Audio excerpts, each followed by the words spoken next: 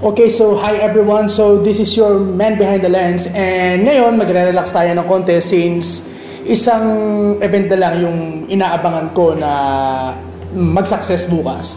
So ngayon, nag-unwind muna ako dito, nagre-relax muna ako ng konti dito sa isa sa mga naging regular kong tambayan dito sa Tagaytay, which is Hello Cafe. So speaking of Hello Cafe, meron silang ibinigay na item sa akin na parang gusto kong i-push gawin. So I'll be announcing it later after the entire elaboration of this content. So ngayon, sige, simulan na natin. Actually, matagal lang tumatakbo sa isip ko itong topic na to na nais kong i-share sa lahat. Since, alam ng karamihan sa mga nakapaligid sa akin that I am a certified adventurer. So, mahilig akong mag-travel. And, lalong-lalo na kung may kasama. Pero, may mga may mga lugar. Or more particularly, may mga countries ako na wini-wish ko na i-visit. At yon yung isi-share ko today. Start na tayo.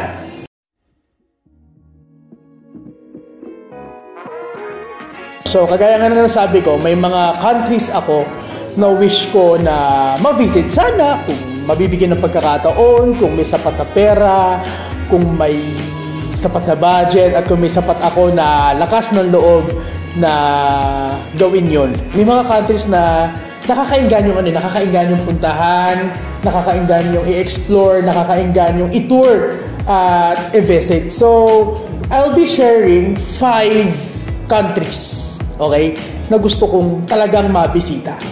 So, here is top 5.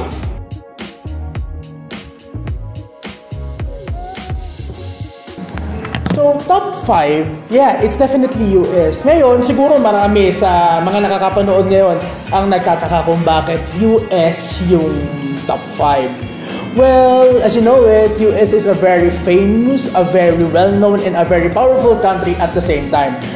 Pero siguro dahil masyado nitong common sa karamihan sa mga travelers na puntahan, yun siguro yung dahilan kung bakit siya yung panglima sa listahan ko. Pero anyways, gusto kong ma-visit yung US. I want to experience the vibe. I want also to experience the essence of the country. Syempre, sino ba namang hindi gustong makapunta ng New York, ng San Francisco, ng Los Angeles, at ng ilan sa mga trademarks na tumatak na when it comes to USA.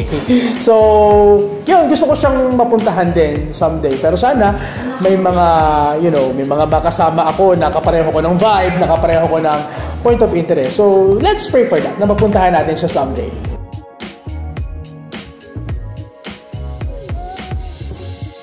Okay, pang-apat, Germany in Europe. Alam to ng karamihan.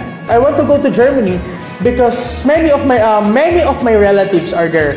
More particularly, as of now, may dalawang siblings pa yung tatay ko na citizens na doon. At the same time, doon din nagwo-work. As long as my memory is correct, napanood ko yung isa sa mga movies ni Taron Egerton, which is Eddie the Eagle, way back in 2016. Ngayon, gusto ko mapuntahan yung pinaka-site sa Germany kung saan siya somehow na nag-practice to be a professional or to be a well-known ski jumper, which is na-pursue niya nung Calgary Olympics sa Canada nung mid-80s. Ngayon, balik tayo sa eksena. Kagaya nga nasabi ko, medyo praktikalan lang. May mga kamag-anak kasi ako na nandun. Okay? Ngayon, gusto ko rin ma-visit yung Germany kasi may mga landmarks doon na sobrang interested na puntahan. Kung alam nyo lang, sa mga hindi nakakaalam, I was into landscape photography. So sana someday, if I went there, sana makuhanan ko yung mga pinakatanyag na landmarks na sa Germany located.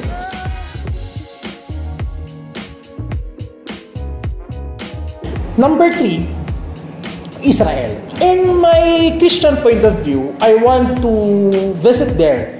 More particularly, the Holy Land. Dahil, I want to understand further my faith by visiting some of the most important sites that are there, more particularly the city of Jerusalem. So gusto kong maramdaman up close yung power of faith na naramdaman ng karamihan sa mga travelers at ibang mga tao na nakabisita na sa Israel. I think marami akong mapupuntahan na landmarks doon sa Israel. And I am also looking forward to explore my faith and to witness the landmarks that the Holy Land can offer.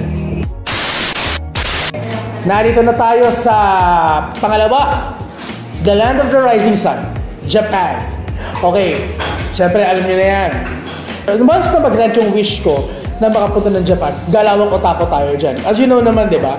Sa mga collections pa lang na kinokolekta ko, sa mga items pa lang na binibili ko. So, alam nyo na I am a 100% otaku/anime enthusiast. So, aside sa pagiging anime fan, syempre, pag mga travel, pag mga adventure na ganyan, I want also to see up close and personal some of the historical landmarks in Japan. More particularly, of course, nangangarap din ako na talagang makita ko up close and personal ang sight or ang view ng Mount Fuji. And last one na gusto kong bisitahin, ito yung pinaka-top of the list ko, South Korea. So, I was somehow being inclined to Korean culture. So, sa mga hindi nakakaalam, before ako magturo ng public school, I taught in several Korean institutions right after na makagraduate ako ng college. Naging aware ako sa ilan sa mga cultures, sa ilan sa mga traditions, at sa ilan sa mga practices na naikwento nila sa akin. And yun yung isa sa mga dahilan kung bakit gustong-gusto kong makita up close yung Korea. Yung mga practices, yung mga customs nila, gusto kong ma-experience yun firsthand. So, one more thing, when it comes to South Korea, mas lalo ako naengganyo when I was able to watch GMA7's Filipino version of Running Man Philippines. So, gusto kong puntahan yung mga places kung saan naglaro at na commence yung mission na ginawa ng 7 Pinoy runners na part ng Running Man Philippines. So, ang daming dahilan kung bakit ko gustong mabisita ang Korea. At yan din yung pinakadahilan kung bakit yan yung nasa top of my list. So, ayan mga kapatid. So, dyan po nagtatapos yung vlog na share ko ngayon. Gusto ko na kasing i-share to talaga kasi I'm so very excited to share this. And at the same time, shout out po kay Ma'am Camille Singkat na classmate ko sa Masters na siya yung nag-initiate, siya yung nag-recommend na gawin ko o i-push ko yung topic na to. And since patapos na ang school year ngayon, so shout out po sa lahat ng mga completers at graduates ng batch 2023 and 2024. So, ang magsasabi ko lang, good luck to the next chapter of your learning experience. So, yan. Ngayon, ayan. So, sabi ko nga kanina, meron akong isang thing na gusto kong i-share sa inyo ngayon. So, eto. Meron nga yung promo, yung Provincial Government of Cavite, yung DILG at saka yung Department of Tourism. Ito yung Biyaheng South. So meron silang na-present na meron silang tinatawag na Cavite Tourism Passport. So promo siya, okay?